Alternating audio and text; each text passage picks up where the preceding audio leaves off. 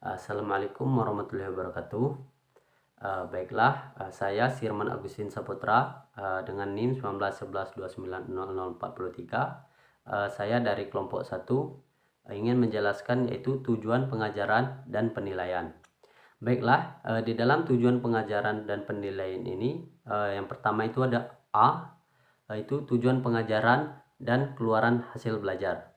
Di sini tujuan pengajaran dan keluaran hasil belajar itu dibedakan menjadi berbagai kategori. Yang pertama itu ada kategori keluaran hasil belajar menurut Gagne, yaitu mengemukakan bahwa kompetisi dan kapabilitas itu sebagai bukti nyata keluaran hasil belajar. Dan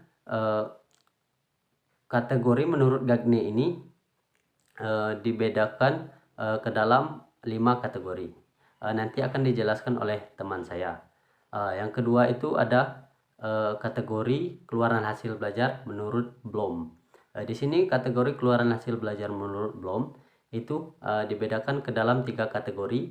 Yang pertama itu ada kategori ranah kognitif, yang kedua itu ada kategori ranah efektif, dan yang terakhir itu ada kategori ranah psikomotorik atau taksonomi Bloom. Baiklah, mungkin hanya itulah yang dapat saya jelaskan. Nanti akan dilanjutkan oleh rekan saya kelompok 1. Wassalamualaikum warahmatullahi wabarakatuh. Assalamualaikum warahmatullahi wabarakatuh. Perkenalkan, nama saya Muhammad Joli Susor, NIM 1911290050. Baik, di sini saya akan melanjutkan penjelasan dari saudara saya yaitu Sirman Agustin. Nah, di sini saya akan membahas tentang kategori pengeluaran belajar menurut Gagnon. Nah, menurut Gagnon ada beberapa macam pengeluaran belajar. Yang pertama itu keterampilan intelektual. Keterampilan intelektual itu dibagi lagi menjadi beberapa macam lagi, yaitu yang pertama itu membedakan, yang kedua itu ada konsep, yang ketiga itu ada aturan, dan keempat itu ada aturan tingkat tinggi. Yang kedua itu strategi kognitif, yang ketiga itu informasi verbal, yang keempat adalah keterampilan motor, dan yang terakhir atau yang kelima itu ada sikap. Nah, selain kita akan membahas kategori, kita akan membahas tentang taksonomi tujuan kognitif menurut Bloom 1956. Nah, menurut Bloom tujuan kognitif itu dibagi menjadi 6. Yang pertama itu pengetahuan. Nah, pengetahuan itu adalah kemampuan mengingat atau daya ingat yang dimiliki oleh peserta didik untuk memahami semua materi yang diberikan.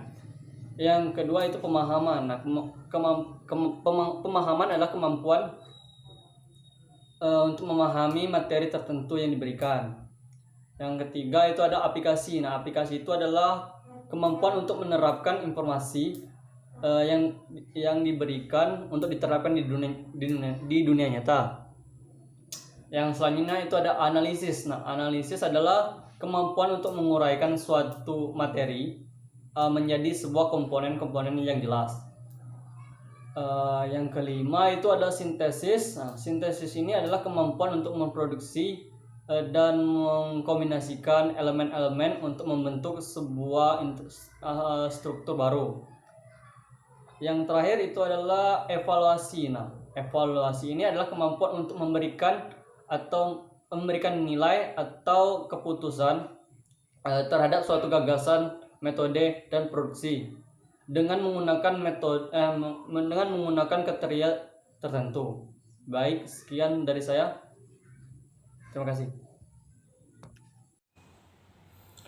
Baik, di sini saya Ade Fernando dengan NIM 1911290048. Di sini saya akan melanjutkan pembahasan materi dari Muhammad Joli Susor. Di sini saya akan membahas tentang ranah efektif. Ranah efektif mencakup penilaian watak, perilaku, sikap, minat, konsep diri, nilai, dan moral. Kemampuan efektif berhubungan erat dengan minat dan sikap yang dapat berbentuk tanggung jawab, kerjasama, disiplin, komitmen, percaya diri, jujur, menghargai pendapat orang lain, dan kemampuan mengendalikan diri. Ranah efektif juga dapat menentukan keberhasilan belajar seseorang, sehingga satu pendidikan perlu membentuk program penilaian yang mengoptimalkan ranah efektif. Penilaian tersebut dapat memperhatikan sikap, minat, konsep diri, nilai, dan moral peserta didik.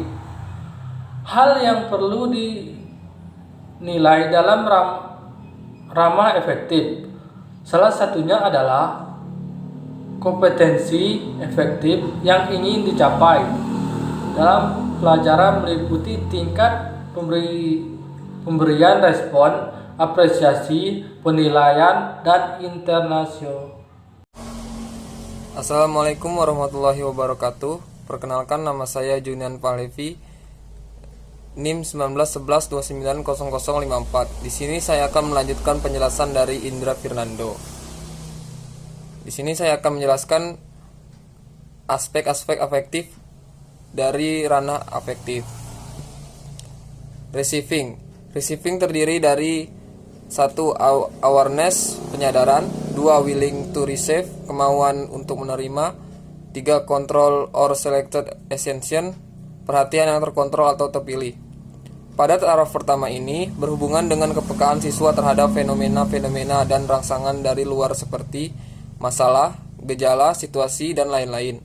Dalam proses belajar mengajar, taraf ini berhubungan dengan menimbulkan, mempertahankan, dan mengarahkan perhatian siswa, yaitu kesadaran akan fenomena, kesediaan menerima fenomena, dan perhatian yang terkontrol atau terseleksi terhadap fenomena.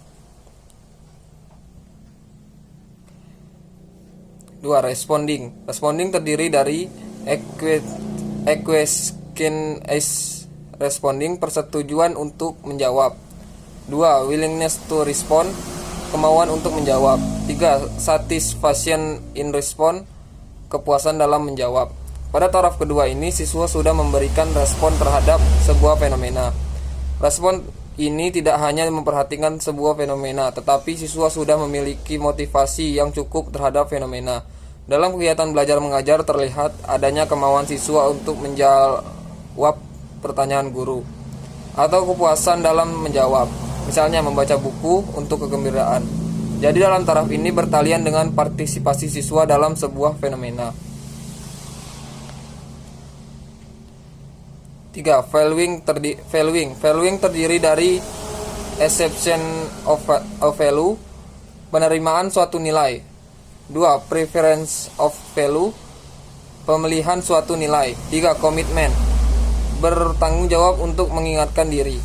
Pada taraf ini siswa sudah menghayati nilai-nilai tertentu.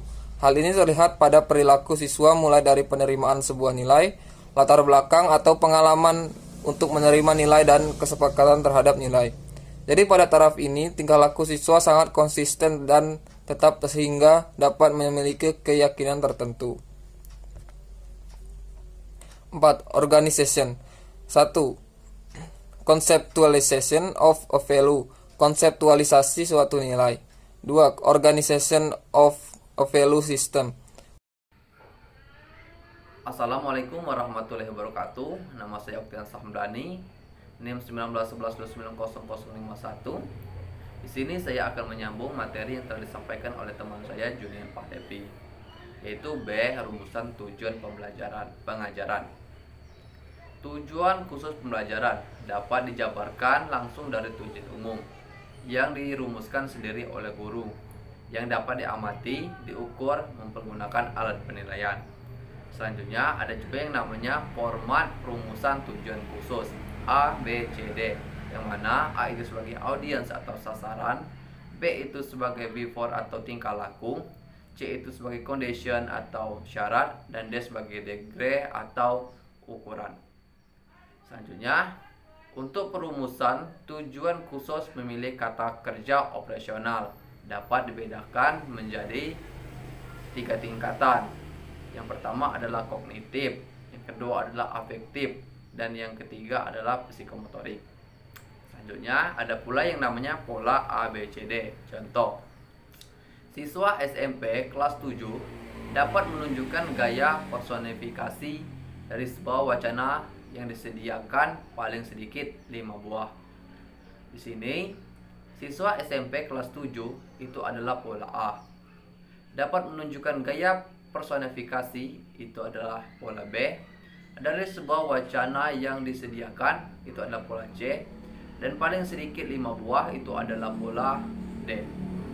Baiklah, mungkin itulah sedikit penjelasan dari kelompok kami. Apabila kurang kami mohon maaf. Wabillahi taufiq wal hidayah. Wassalamualaikum warahmatullahi wabarakatuh.